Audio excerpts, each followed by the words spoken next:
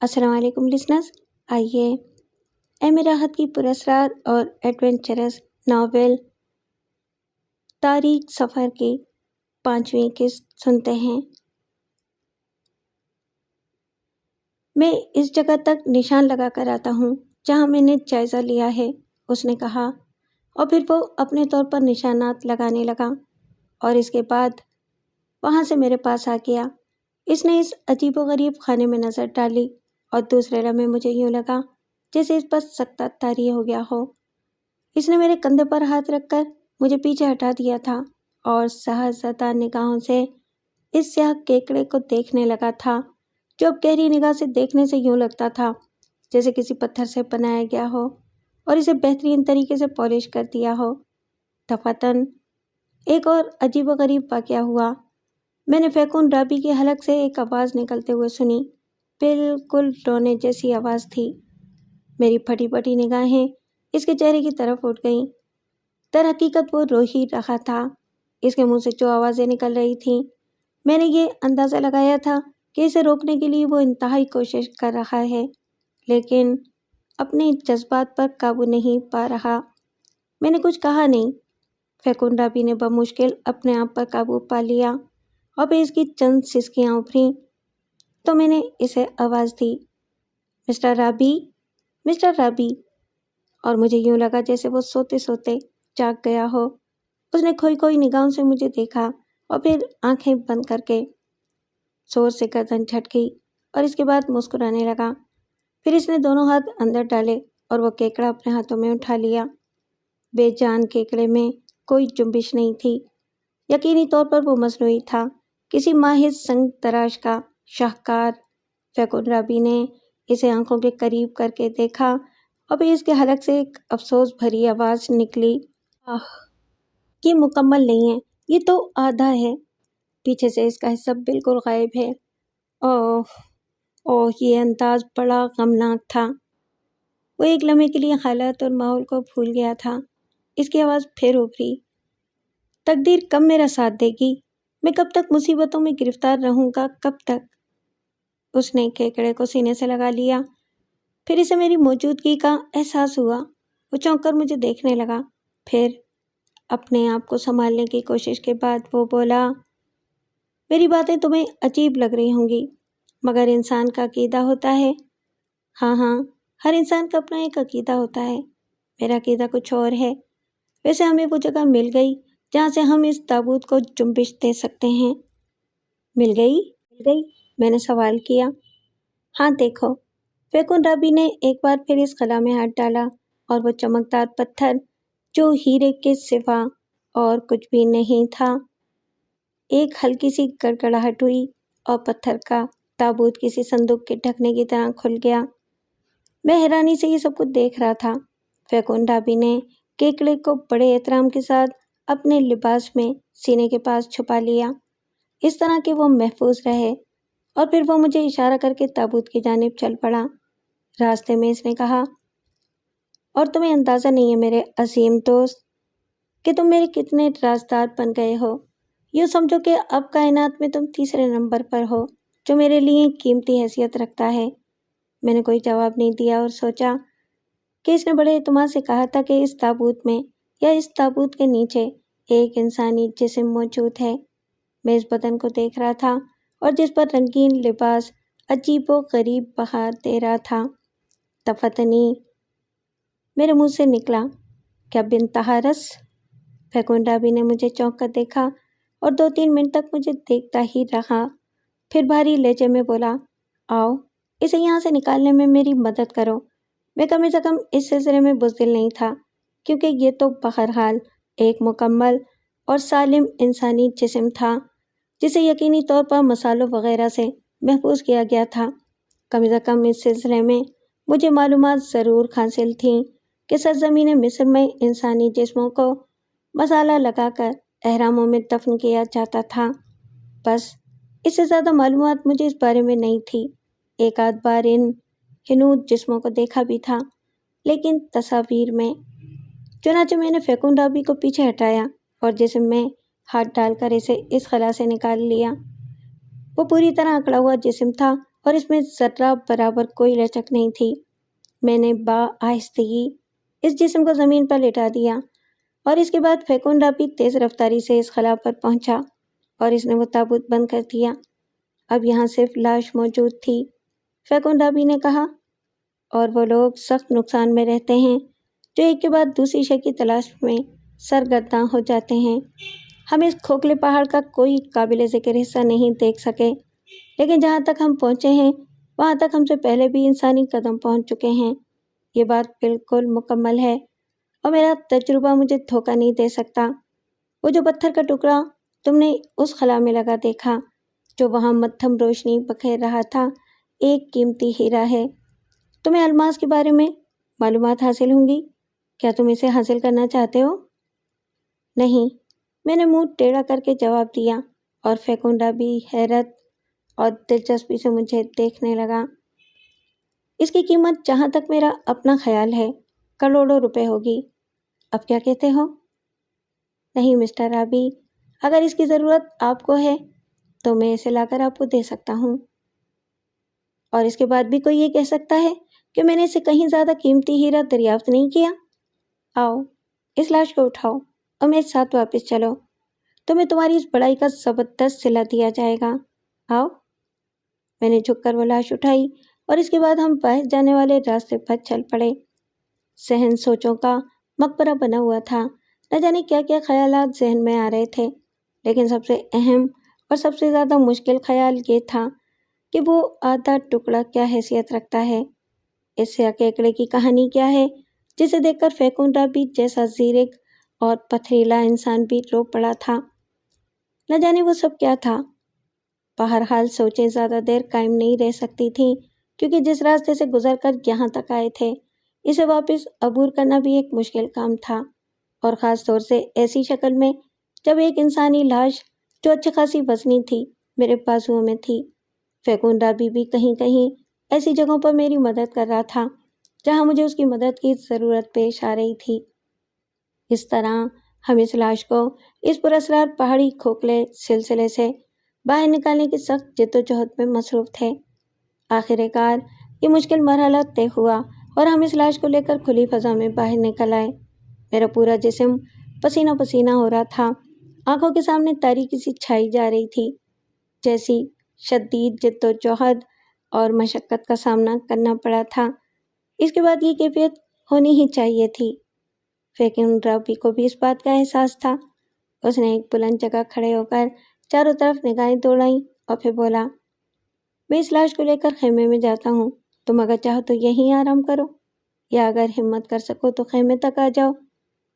میں نے فیکونڈا کو دیکھا، وہ مجھ سے ہمدردی کا اظہار کر رہا تھا، اور میں اب اتنا بے ہمت بھی نہیں تھا کہ اس لاش کو اٹھا کر خیمے تک نہ لے جا سکوں۔ چنانچہ میں نے جھک کر لاش اپنے بازوؤں میں اٹھا لی۔ اکڑی ہوئی لاش کو خیمے تک لے جانا کوئی مشکل کام نہیں تھا۔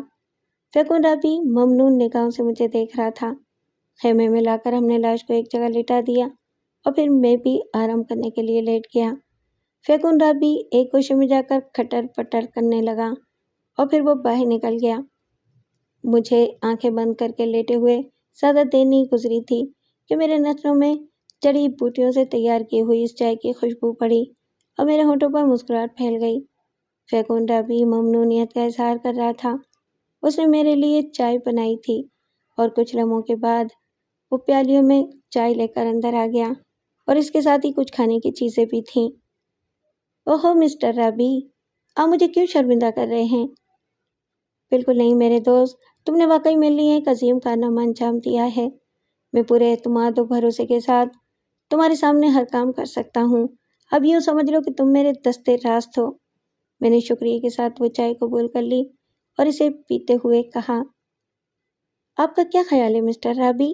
کیا یہ لاش بنت حارث کی ہو سکتی ہے؟ نہیں، فیکونڈا بھی پتھریلے لہجے میں بولا، اور ایک بار پھر میں نے اسے چونک کر دیکھا۔ تو پھر آپ اس لاش کو کیوں اٹھا کر لائے ہیں؟ کچھ باتیں ایسی ہیں جن کی تحقیق کرنا چاہتا ہوں، اس کے بعد تمہیں اس سلسلے میں جواب دوں گا۔ فیکونڈا کے ان الفاظ پر میں خاموش ہو گیا۔ फेकुन राबी ने मुझे आराम का पूरा पूरा मौका दिया और दूसरे दिन दोपहर को जब सूरज ढलान पर पहुंच चुका था और बादलों के टुकड़े उसे बार बार छुपा रहे थे, फेकुन राबी ने कहा, अगर पुरसुकून हो चुके हो तो यहाँ से चलें। मैं बिल्कुल पुरसुकून हूँ मिस्टर राबी, बाकी सारे काम आपके हैं, आप जो भी फैसला करें। वैसे हमें कहाँ चलना होगा? कासाब्लांका, फेकुन राबी ने जवाब दिया। मैं तैयार हूँ। हमने लाश को जीप के पिछले हिस्से में महफूज किया, खैमा वगैरह फोल्ड करके रखा और इसके बाद फेकुन राबी ने स्टीयरिंग संभाल लिया।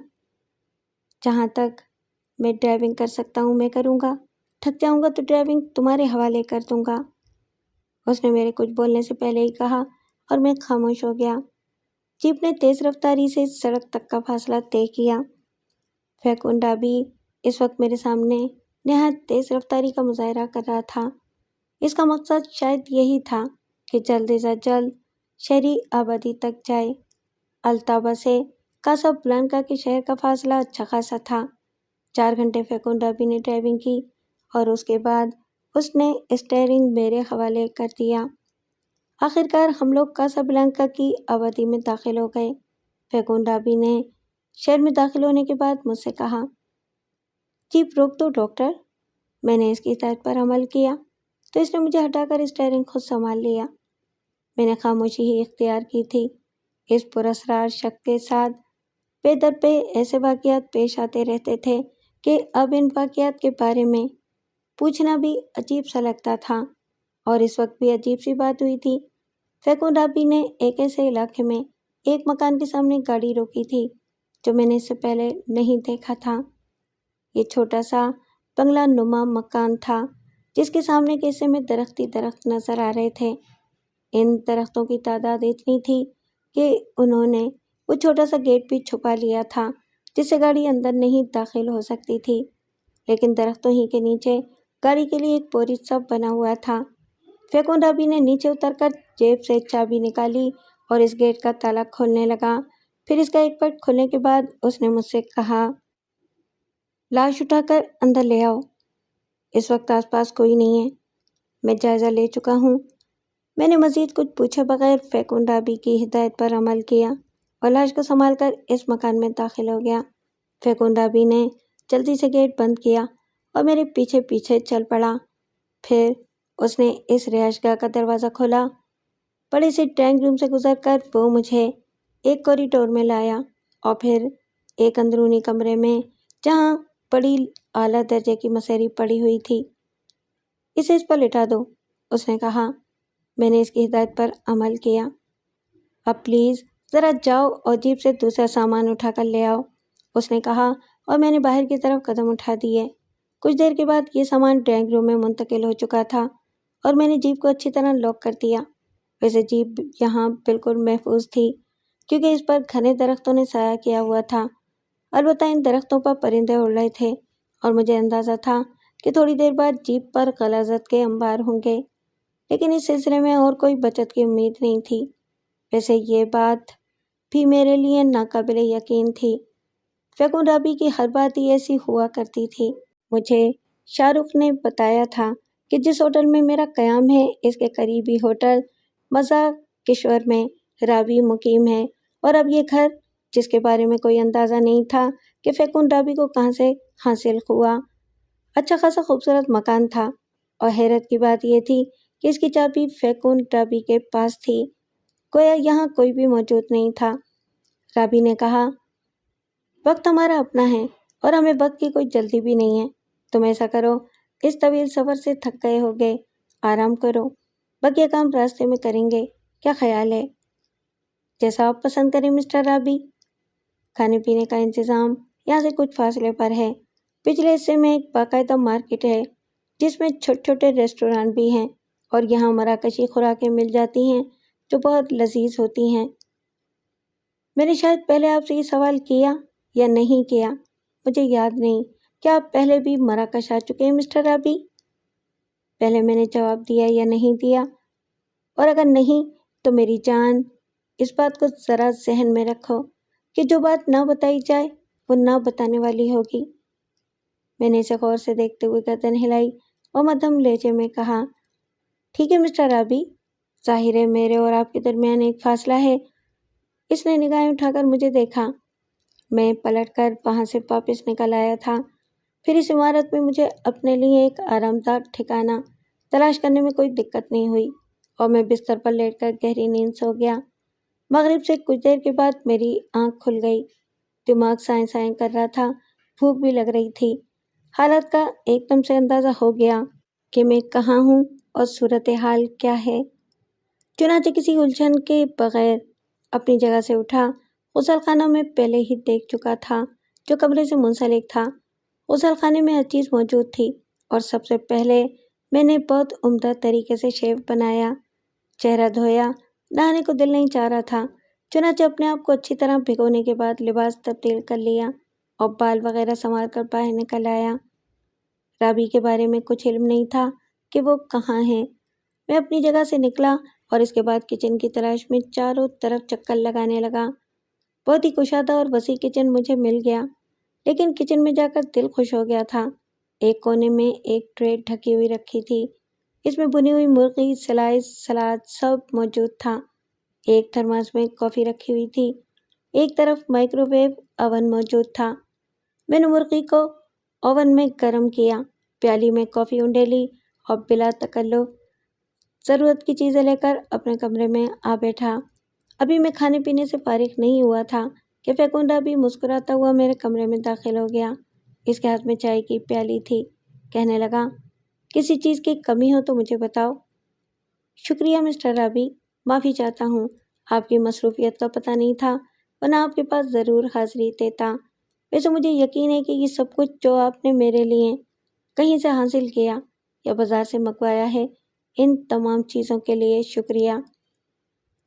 چائے ایک ایسی چیز ہوتی ہے جو ہر ضرورت پوری ہونے کے باوجود ساتھ بیٹھ کر پی جا سکتی ہے، بشرطے کہ مد مقابل ناراض نہ ہو، بلکہ اگر وہ ناراض ہو تب بھی۔ یہ چائے اسے منانے کا بہترین ذریعہ ہوتی ہے، اور اس کا پہلا طریقہ یہ ہے کہ اسے اس کی بات کا جواب دے دیا جائے۔ ہاں، میں مراکش آ چکا ہوں، الطابہ کی پہاڑیوں میں بھی جا چکا ہوں، لیکن پہلی خاطر خواہ کامیابی مجھے اس وقت حاصل ہوئی ہے، بلکہ اس وقت حاصل ہوئی ہے، اور اب تم مجھ سے کوئی ایسے الفاظ نہیں کہو گے جو غیر دوستانہ یا تنزیہ ہو۔ سناؤ، نیند پوری ہو گئی؟ جی۔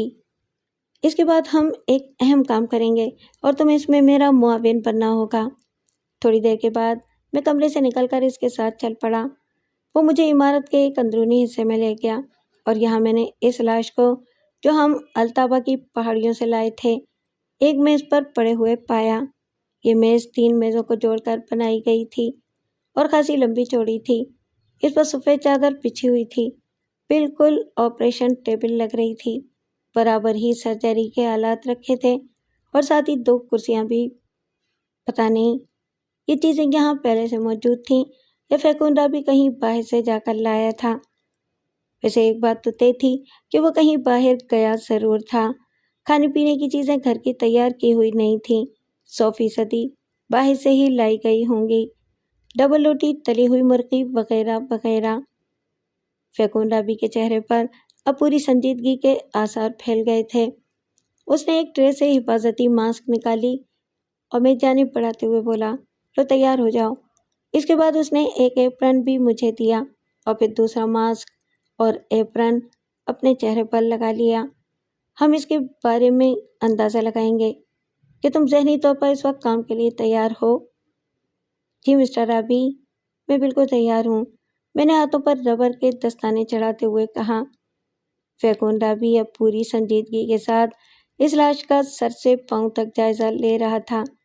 پھر اس کے ہونٹوں پر مسکراہٹ پھیل گئی اور اس نے کہا، میں نے تمہیں بتایا تھا نا کہ دنیا کے بیشتر ممالک کے بڑے بڑے سیکریٹ ایجنٹ اور سائنسی ایجاد سے دلچسپی رکھنے والے بنت حارث کی لاش کا حصول چاہتے ہیں اور نہ جانے کب سے ان کوششوں میں مصروف ہیں کہ بنت حارث کی لاش حاصل کر لیں اور الطابہ کے پہاڑوں میں داخل ہونے کا راستہ بھی دریافت کر لیں۔ بظاہر ابھی تک دنیا کے کسی گوشے سے ایسی کوئی اطلاع نہیں ملی کہ ان میں سے کوئی 1% بھی کامیابی حاصل کر سکا ہے، لیکن یہ لاش ایک عجیب و غریب انکشاف کرتی ہے، بہت ہی عجیب و غریب انکشاف۔ جیسا کہ میں تمہیں بتا چکا ہوں کہ یہ بنت طاہرس کی لاش نہیں ہے، بلکہ یہ ایک جعلی ممی ہے جو یقینی طور پر لوگوں کو دھوکہ دینے کے لیے وہاں پہنچائی گئی ہے۔ سمجھے میرے دوست، میرا اپنا تمام تر تجربہ یہ کہتا ہے کہ یہ جعلی ہے۔ اب سوال یہ پیدا ہوتا ہے کہ ہم اس انسانی جسم کو کس مشقت کے ساتھ وہاں سے اٹھا کر لائے ہیں، یا اس سے پہلے تم نے یہ دیکھا کہ وہ سرنگ جو پہاڑ میں داخل ہونے کے لیے بنائی گئی کس قدر مشکلات کے ساتھ بنائی گئی تھی، اور اس سے پہلے ہمیں اس پورے پہاڑ میں کوئی ایسا رکھنا نہیں ملا تھا جسے دیکھ کر یہ اندازہ ہو سکے کہ وہاں سے اندر داخل ہوا جا سکتا ہے۔ تقریباً سارے ہی پہاڑ کا سروے کر لیا گیا تھا، اور ہم ہی کیا، یہ کام تو نہ جانے کتنے عرصے سے ہو رہا ہے، گویا وہ راستہ پہلی بار ہم نے بنایا۔ ہم تو یہی کہہ سکتے ہیں نا، لیکن اس لاش کے بارے میں تم کیا کہہ سکتے ہو جو ہم میں سے کسی کی بھی نہیں ہے، اور ہم میں سے کسی نے وہاں تک نہیں پہنچائی؟ اس کا مقصد ہے کہ ہم سے پہلے بھی کوئی وہاں تک پہنچ چکا ہے، اور وہ یقیناً بنت طاہرس نہیں، بلکہ کوئی ایسی شخصیت ہے جو کسی اور کی لاش کو بنت طاہرس کی لاش ظاہر کر کے کسی کو دھوکہ دینا چاہتی ہو۔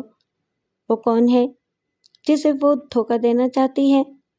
یہ میں نہیں جانتا، لیکن یہ تو کہہ سکتا ہوں کہ ان جاسوسوں میں سے کوئی نہیں، کیونکہ نہ وہ ہوا ہیں، نہ مافوق الفطرت ہستیاں کہ پہاڑ کے اندر داخل ہو جائیں، بلکہ اگر وہ ہوا بھی ہوئے تو وہاں نہیں پہنچ سکتے تھے۔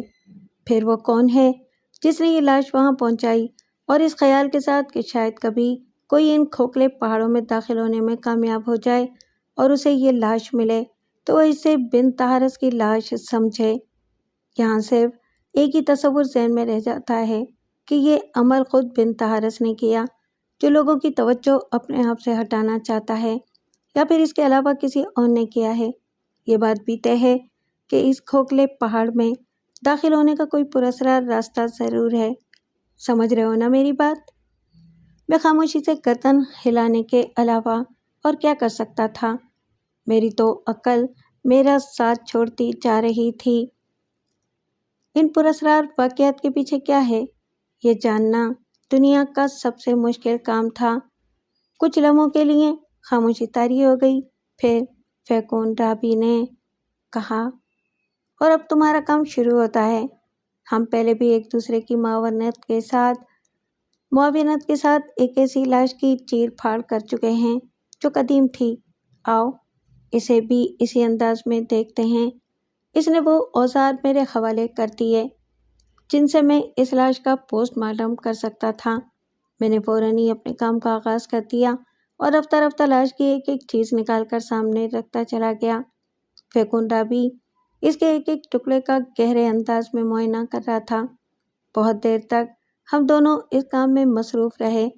فیکون رابی کے چہرے سے کوئی اندازہ نہیں ہو رہا تھا کہ وہ کیا سوچ رہا ہے یا کیا کر رہا ہے، یہاں تک کہ میں اپنے کام سے فارغ ہو گیا۔ نہ جانے کتنی قدیم لاش کے ایسا ٹکڑے ٹکڑے کی شکل میں ہمارے سامنے بکھرے ہوئے تھے۔ کچھ لمحوں کے بعد فیکون رابی نے کہا، لاشوں کو حنوط کرنے کا مکمل صحرا سرزمین مصر کو جاتا ہے، بلکہ یوں سمجھو کہ اس کام کا آغاز یہیں سے ہوا۔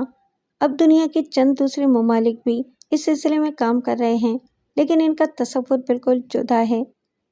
جب ہم مصر کے اس قدیم طریقہ حنوط کا جائزہ لیتے ہیں تو ہمیں پتہ چلتا ہے کہ اس کا آغاز فرعونوں کے دور میں ہی ہوا تھا، اور یہ صرف فرعونی اختراع تھی کہ مرنے والوں کو ایک مذہبی تصور کے تحت محفوظ کر لیا جائے۔ اس دور میں لاشوں کو سالم رکھا جاتا تھا، لیکن اس دور کا طریقہ بہت عمدہ تھا، لیکن اس دور کا طریقہ حنوط بہت ہی بھونڈا اور ناپختہ تھا۔ نتیجہ یہ ہوا کہ بعد میں جب یہ لاشیں دستیاب ہوئیں وہ ٹوٹ پھوٹ چکی تھیں، اور ان میں سے بے شمار مکمل طور پر غائب ہو چکی تھیں۔ لیکن وقت گزرنے کے ساتھ ساتھ خود یہ طریقہ حنوط ترقی کرتا گیا، اور اس میں بھی خاصے مدارج طے کیے گئے، اور رفتہ رفتہ اسے ایک مکمل اور زبردست انداز حاصل ہوا، اور یہ فن عروج کو پہنچ گیا۔ اسے زیادہ بہتر طریقے سے استعمال کرنے کے لیے مرنے والے کے جسم سے تمام آلائشیں نکال کر ایک مرتبہ میں محفوظ کرتی جاتی ہیں، پھر خاص کیمیکلز کے ذریعے پیٹ کے اندرونی حصوں کو دھویا جاتا ہے اور ایک ایسا طریقہ کار اختیار کیا گیا ہے کہ ناک کے اندر مخصوص طرز کا ایک پائپ ڈال کر دماغ بھی سک کر لیا جاتا ہے، اور اس کے ساتھ ساتھ ہی اس شعبے نے مزید ترقیاں کی۔ مثلاً دماغ کو سک کرنے کے لیے ایک ایسا کیمیکل پہلے ناک میں ڈال کر دماغ تک پہنچایا جاتا تھا جو دماغ کو پانی کی شکل میں تبدیل کر لیتا تھا، اور وہ سفید سفید مائع بن کر ایک مرتبہ میں منتقل ہو جاتا تھا۔ مگر بعد میں کچھ ایسے تجربات کیے گئے جن سے یہ ضروری محسوس ہوا کہ دماغ اندر ہی محفوظ رہے، چنانچہ ایک اور کیمیکل دریافت کیا گیا اور اس طرح دماغ کو کھوپڑی کے اندر ہی محفوظ کر دیا گیا۔ البتہ اس کو بڑی مشکل سے اندر روکا گیا تھا اور انہیں بڑے عمدہ طریقے سے حنوط کیا جانے لگا تھا۔ مصر ہی نہیں اور جگہوں پر بھی ایسی قبریں دریافت ہوئیں جن میں سے برآمد ہونے والی لاشوں کو دیکھ کر یہ اندازہ لگایا جا سکتا تھا کہ انہیں حنوط کرنے میں بڑی بے پرواہی سے کام لیا گیا ہے۔ بعض لاشیں ایسی بھی تھیں جنہیں مصنوعی طریقے سے حنوط کرنے کی کوشش ہی نہیں کی گئی تھی۔ ان لاشوں کو اسی طرح گرم ریت میں دبا دیا گیا تھا تاکہ وہ قدرتی طور پر محفوظ رہیں۔ ویسے فرعونوں کے دور میں یہ کام صرف مذہبی پیشوا کیا کرتے تھے اور اسے بھی ان کا روحانی کارنامہ سمجھا جاتا تھا۔ یہ سینہ بسینہ آنے والی نسلوں کو منتقل ہوتا رہتا تھا۔ ویسے ابتدا میں ایسا ہی ہوا کرتا تھا۔ اس طرح کے کام عام لوگوں سے پوشیدہ رکھے جاتے تھے اور یوں یہ ساری چیزیں ہمارے لیے بہترین تحقیق کا ذریعہ بنتی گئیں۔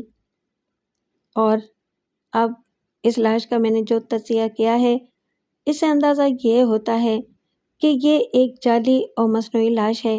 جیسا کہ پہلے میرے ذہن میں شبہ تھا، اس کو انتہائی جدید طریقے سے حنوط کیا گیا ہے اور یہی اس کے جعلی ہونے کی شناخت ہے۔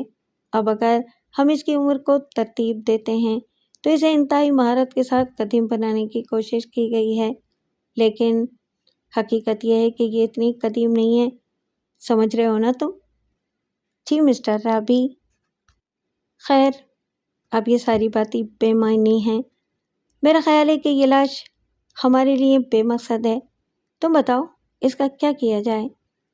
آپ جس طرح پسند کریں۔ میرا خیال ہے کہ اسے جوڑنے کی محنت کرنے کے بجائے ان ٹکڑوں کو ہم کسی پلاسٹک کے بیگ میں محفوظ کیے دیتے ہیں اور اس کے بعد انہیں کسی مناسب جگہ طلب کر دیا جائے گا، بلکہ یہ کام میں شاہ رخ کے سپرد کیے دیتا ہوں۔ جی، میں نے جواب دیا۔ فیکن رابی نے موبائل فون پر شاہ رخ کو طلب کیا۔ شاہ رخ آندھی طوفان کی طرح وہاں پہنچا تھا۔ اس نے سب سے پہلا سوال یہی کیا تھا، آپ آ گئے مسٹر فیکن رابی؟ ہاں۔ کب پہنچے آپ؟ تھوڑا وقت ہوا۔ کہو تم سب خیریت کے ساتھ پہنچ گئے؟ کوئی مشکل تو پیش نہیں آئی؟ بالکل نہیں، سب ٹھیک ہیں۔ اچھا، تمہارے سپرد ایک کام کیا جا رہا ہے، تم اسے سر انجام دو۔ اور تم ڈیئر سوری، تمہیں اپنے ہوٹل کا کمرہ یاد نہیں آ رہا؟ میں نے نگاہیں اٹھا کر فیکن رابی کو دیکھا اور کہا، مطلب یہ ہے کہ میں جاؤں؟ ہاں، آرام کرو اور اس وقت تک آرام کرو جب تک کہ تمہاری ان دنوں کی شدید مشقت کی تھکن دور نہ ہو جائے اور جب تک میں تمہیں اپنے کام کے لیے طلب نہ کروں۔ بہرحال میں وہاں سے باہر نکل آیا۔ ابھی ہمارا قیام کاسا بلنکا میں ہی تھا اور یہاں بھی میرے لیے ایک ایسے ہوٹل کا قیام کیا گیا تھا جو ایک دریا کے کنارے تھا۔ ہوٹل بھی بہت خوبصورت تھا۔ باقی لوگ کہاں گئے تھے یہ مجھے معلوم نہیں تھا۔ رباط میں بھی ہمارا قیام خاصے عرصے رہا تھا، لیکن ابھی یوں لگتا تھا جیسے فیکن رابی کا کاسا بلنکا سے کہیں اور جانے کا ارادہ نہ ہو۔ بہرحال میں ہوٹل آ گیا اور اپنے کمرے میں مقیم ہو گیا۔ دماغ پر تھکن سوار تھی اور پورا بدن عجیب سے احساسات کا شکار تھا۔ رات کو میں اپنے ہوٹل کے کمرے میں بستر پر لیٹا، کروٹیں بدل رہا تھا اور میرے دماغ میں وہی ساری باتیں یاد آ رہی تھیں۔ آنکھوں میں نیند کا نام و نشان تک نہیں تھا۔ ایک عجیب سی بے چینی محسوس ہو رہی تھی۔ میں اپنی جگہ سے اٹھا اور لباس تبدیل کرنے لگا۔ میرا خیال تھا کہ ٹھنڈی ہوا میں تھوڑی سی چہل قدمی سے ہو سکتا ہے کہ ذہنی کیفیت بحال ہو جائے۔ جو دریا ہوٹل کے پچھلے حصے میں بہہ رہا تھا، اس میں چھوٹے چھوٹے ڈونگے ہر وقت تیرتے نظر آتے تھے۔ ہوٹل سے چند گز کے فاصلے پر وہ سڑک تھی جو دریا کے کنارے کنارے ساتھ چلی گئی تھی، لیکن اس کا فاصلہ زیادہ نہیں تھا۔ ہوٹل سے باہر نکل کر دریا کے کنارے ٹہلتے ہوئے دماغ کو ایک عجیب سی فرحت کا احساس ہو رہا تھا۔ پانی کو چھوتی ہوئی ٹھنڈی ہوائیں طبیعت میں خود بخود فرحت پیدا کر رہی تھیں اور میں ٹہلتا ہوا بہت دور نکل آیا تھا۔ اس پرلطف اور پرفضا مقام پر نکل آنے سے طبیعت کی وہ بے چینی دور ہو گئی تھی۔ پھر اچانک ہی مجھے خیال آیا کہ میں چلتا ہی چلا آ رہا ہوں۔ میں واپس لوٹنے کی سوچ ہی رہا تھا کہ اچانک ہی ایک آدمی تاریکی سے نکل کر میرے سامنے آ گیا۔ میں اسے دیکھنے لگا۔ وہ آہستہ آہستہ میری جانب بڑھ رہا تھا اور پھر وہ میرے قریب پہنچ کر کھڑا ہو گیا۔ میں سوالیہ نگاہوں سے اسے دیکھ رہا تھا اور نہ جانے کیوں میرے ذہن میں خوف کی سی کیفیت قائم ہو گئی تھی۔ اچانک ہی اس شخص نے دونوں ہاتھ فضا میں اٹھا کر انہیں مخصوص انداز میں جنبش دی اور دریا کے کنارے موجود ریت کے ٹیلوں میں سے 3 افراد دوڑتے ہوئے قریب آ گئے۔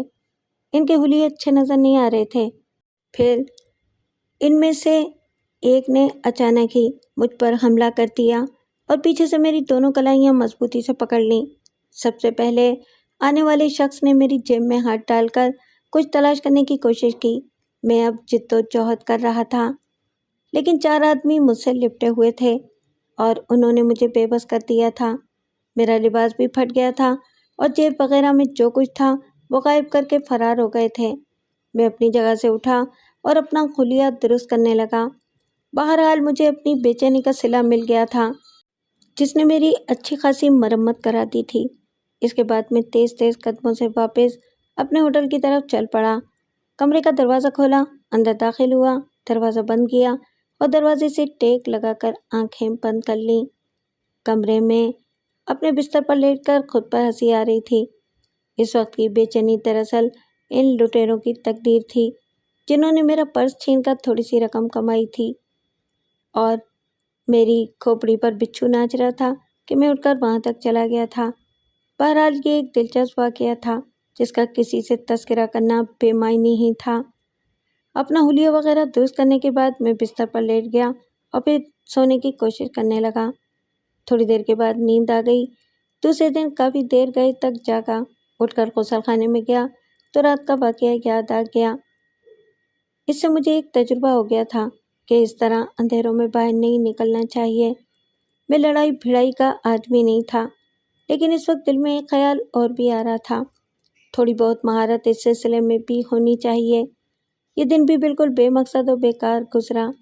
راشیہ، شاہ رخ اور پھر وہ لوگ جو الطافہ تک جانے میں میرے ساتھ تھے، ان میں 2 لڑکیاں بھی تھیں جو زبردستی مجھ سے بے تکلف ہونے کی کوشش کیا کرتی تھیں، حالانکہ ان کے ساتھ میرا بہت زیادہ وقت نہیں گزرا تھا۔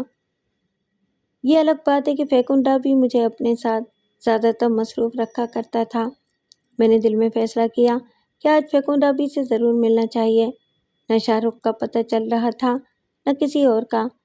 بے شک میرے کاغذات وغیرہ میرے ساتھ تھے، اور یہاں مراکش میں مقامی لوگ یا انتظامیہ کے افراد مجھ سے میرے بارے میں کوئی سوال کرتے تو میں باقاعدہ انہیں اپنے کاغذات دکھا سکتا تھا۔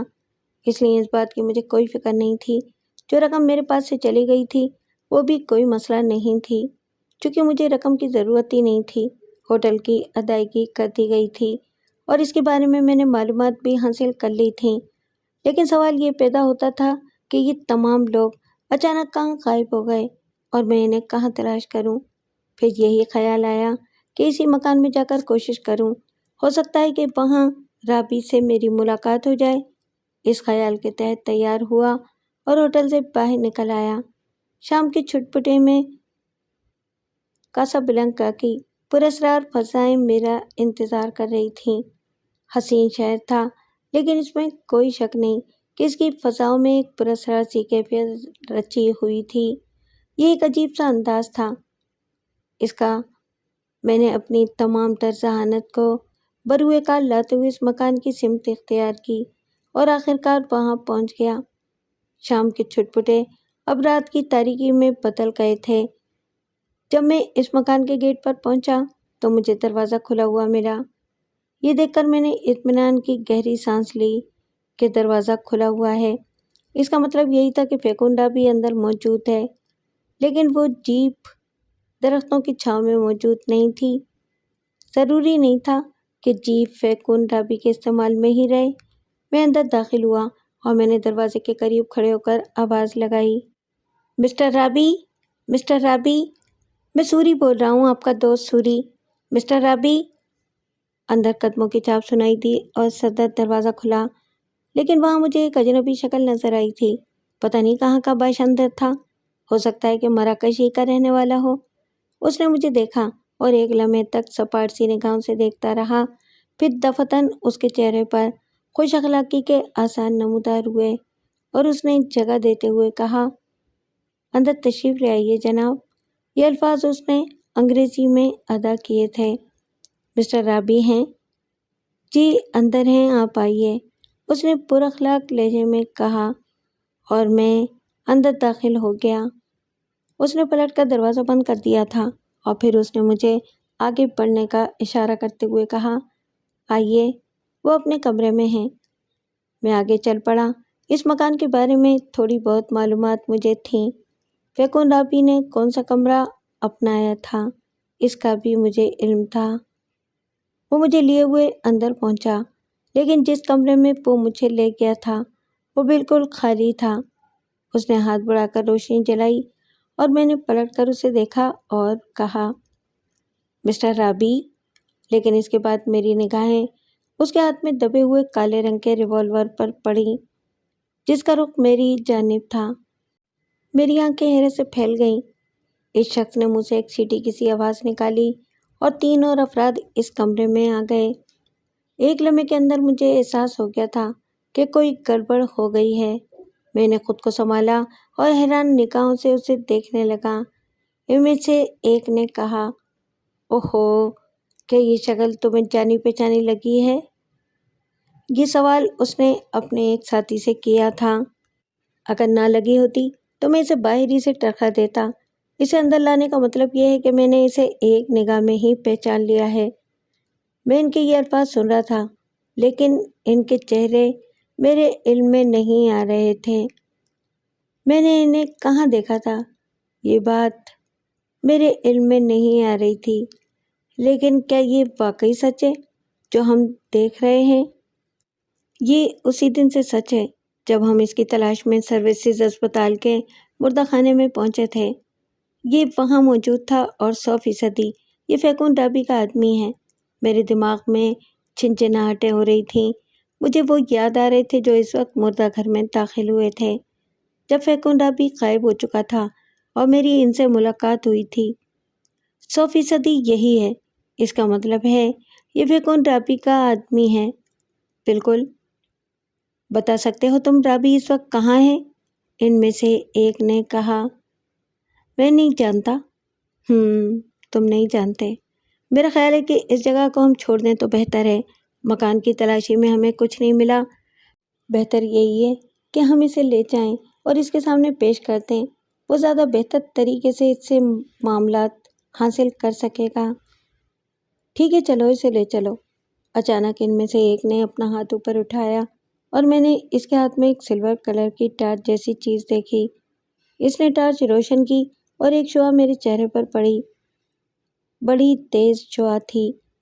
اس تیز شعاع نے ایک لمحے کے لیے میری آنکھیں بند کر دیں، لیکن ناک سے ٹکرانے والی وہ بو جان لیوا تھی جس نے ایک لمحے کے لیے میرا سانس بھی بند کر دیا تھا۔ پھر یقینی طور پر میری یہ بے ہوشی سانس بند ہو جانے کی وجہ سے تھی۔ میں بے جان ہو کر زمین پر گر پڑا تھا اور اس کے بعد مجھے کچھ ہوش نہیں رہا تھا۔ پھر یہ بے ہوشی نہ جانے کب تک اور کتنی طویل رہی تھی۔ ہوش آیا تو ایک بستر پر لیٹا ہوا تھا۔ کسی بڑے سے کمرے میں تھا اور کمرے کا ماحول بالکل سادہ تھا، لیکن اس میں نہ کوئی روشن دان تھا اور نہ کوئی کھڑکی، بس ایک دروازہ تھا جو یقینی طور پر اس وقت باہر سے بند تھا۔ میں اپنے چکراتے ہوئے سر پر قابو پانے کی کوشش کرتا رہا۔ واقعات ایک ایک کر کے یاد آتے رہے اور مجھے ایک دم احساس ہوا کہ کوئی بڑی ہی گڑبڑ ہو گئی ہے۔ اس گھر میں جہاں فیکون رابی موجود تھا، یہ لوگ کچھ تلاش کر رہے تھے۔ خیر، حالات تو ابتدا ہی سے پراسرار تھے، لیکن اب جو صورتحال ہوئی تھی وہ خاصی مشکل تھی۔ سوچنے لگا کہ پتہ نہیں ان لوگوں نے مجھے کیوں اغوا کیا ہے۔ ویسے ان کی باتوں سے یہ اندازہ ہو گیا تھا کہ یہ وہ لوگ تھے جو مردہ خانے میں فیکن رابی کی تلاش میں آئے تھے، اور اس وقت تک فیکن رابی وہاں سے جا چکا تھا۔ اب لازمی بات ہے یہ مجھ سے فیکن رابی کے بارے میں معلومات حاصل کریں گے۔ کیا جواب دینا چاہیے مجھے؟ اور ایک لمحے کے اندر اندر میرے ذہن نے فیصلہ کیا کہ اگر زندگی بچانی ہے تو اس وقت ہر بات سچ بول دینی ہوگی، یہی نجات کا راستہ ہے۔ میں یہی تمام باتیں سوچ رہا تھا کہ دروازے پر آہٹ ہوئی اور ایک شخص اندر داخل ہوا۔ ایک چوڑے چکلے بدن کا ایک لمبا تڑنگا آدمی تھا، اپنے حلیے اور جسامت سے اچھا خاصا پہلوان ٹائپ کا معلوم ہوتا تھا۔ اس نے انتہائی نرم لہجے میں کہا، آئیے جناب، وہ آپ سے ملاقات کرنا چاہتا ہے۔ کون؟ میں نے سوال کیا۔ آئیے، بعض سوالات بالکل بے مقصد ہوتے ہیں، وہ صرف ایک آواز ہے اور کچھ نہیں۔ ہم اسے کیا نام دیں؟ آپ خود بتا دیجئے۔ آئیے دیر کرنا مناسب نہیں ہے۔ اس کے انداز میں سختی پیدا ہو گئی۔ مجھے اندازہ ہو گیا تھا کہ میں اس پر حملہ کرنے کی کوشش کروں تو میرے لیے بیکار ہوگا۔ میری اور اس کی جسامت میں زمین آسمان کا فرق تھا۔ چنانچہ میں خاموشی کے ساتھ چل پڑا۔ وہ مجھے ایک کوریڈور سے گزار کر ایک بڑے سے کمرے میں لایا۔ کمرہ کافی بڑا تھا اور اس کے درمیان میں ایک بہت ہی خوبصورت پردہ پڑا ہوا تھا۔ دوسری جانب صرف ایک کرسی رکھی ہوئی تھی، لیکن یہ کرسی بھی عجیب و غریب تھی اور اس کی شکل و صورت بھی ذرا عام کرسیوں سے مختلف تھی۔ لمبے چوڑے آدمی نے مجھے کرسی پر بیٹھنے کا اشارہ کیا تو میں نے اس سے کہا، کیا یہ موت کی کرسی ہے؟ نہیں، زندگی کی، اس نے جواب دیا۔ کیا تم مجھے یقین دلا رہے ہو کہ میرے یہ قدم آخری قدم نہیں ہے؟ میں نے کرسی کی جانب بڑھتے ہوئے کہا، ہاں، ہم تمہیں بھرپور زندگی دیں گے، موت کے بارے میں نہ سوچو۔ پردے کی دوسری طرف سے آواز آئی اور میں نے غور سے ادھر دیکھا، پھر وہ لمبا تڑنگا آدمی کمرے سے باہر نکل گیا۔ میں کرسی پر بیٹھ گیا تھا۔ ایک لمحے کے لیے ایک عجب سی تھر تھراہٹ میرے پورے بدن میں ہوئی اور دوسرے لمحے ذہن پرسکون ہو گیا۔ کیا نام ہے تمہارا؟ سوری۔ فیکن رابی سے کب ملاقات ہوئی تمہاری؟ میں ایک اسپتال میں ملازمت کرتا تھا، وہاں پوسٹ مارٹم ڈپارٹمنٹ میں میری ڈیوٹی تھی۔ مردہ گھر میں مجھے فیکن رابی ایک تابوت میں نظر آیا اور اس نے مجھ سے درخواست کی کہ میں اس کی مدد کروں۔ اس کے صلے میں اس نے مجھے بہت کچھ دینے کا وعدہ کیا۔ ہر شخص ضرورت مند ہوتا ہے، میں بھی ضرورت مند تھا۔ میں نے اس کی بات مان لی۔ اس دوران جب وہ مردہ خانے میں تھا، کیا کچھ لوگ تمہارے پاس آئے تھے اسے حاصل کرنے کے لیے؟ ہاں، لیکن وہ اس وقت تک جا چکا تھا۔ پھر میں اس کے بتائے ہوئے پتے پر اس کے پاس پہنچ گیا اور اس نے مجھے اپنے ساتھ شامل کر لیا۔ وہ تم سے کیا کام لیتا رہا ہے؟ بس مختلف کام، لاشوں کی چیر پھاڑ۔ یہاں کب آئے؟ میں فیکن رابی کے ساتھ آیا تھا۔ التابا کی پہاڑیوں میں گئے تھے؟ ہاں۔ وہاں تمہیں اندر داخل ہونے کا موقع ملا؟ ہاں، انہوں نے مشینوں سے پتھر پگھلا لیے تھے اور اندر داخل ہوئے تھے۔ ٹھیک، وہاں تمہیں کیا ملا؟ ایک لاش، جس کی بعد میں چھان بین کی گئی تو پتہ چلا کہ وہ تو ایک نقلی ممی ہے۔ بنت طہارس کے بارے میں کیا جانتے ہو؟ اس نے سوال کیا۔ بس اتنا کہ فیکن رابی کو بنت طہارس کی تلاش ہے۔ وہ اسے ملا؟ نہیں۔ ایک بات بھول رہے ہو تم۔ کیا؟ وہاں فیکن رابی کو کچھ اور بھی ملا تھا۔ میں نے ایک لمحے کے لیے سوچا اور مجھے وہ سیاہ کیکڑا یاد آ گیا۔ اگر تم اس کیکڑے کے ڈیزائن کے پتھر کی بات کر رہے ہو تو وہ فیکن رابی کو ملا تھا۔ چمکدار پتھر؟ ہاں، میں نے جواب دیا۔ میں نے محسوس کیا تھا کہ اس کی آواز میں ایک دم اشتیاق پیدا ہو گیا ہے۔ پھر کیا ہوا؟ فیکن رابی اس پتھر کو اپنے ساتھ لے آیا تھا۔ فیکن رابی پر اس پتھر کو دیکھ کر کیا رد عمل ہوا تھا؟ وہ رونے لگا تھا۔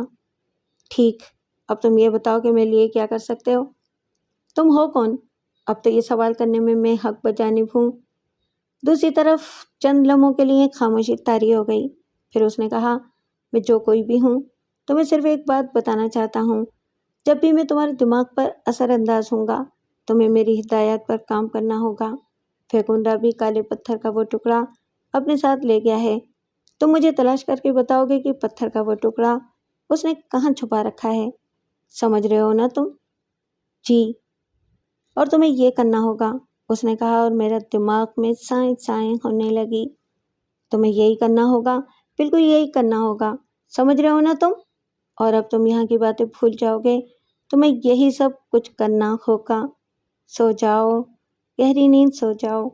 اور میری آنکھیں بند ہونے لگیں۔ پھر اس کے بعد مجھے کچھ ہوش نہیں رہا تھا۔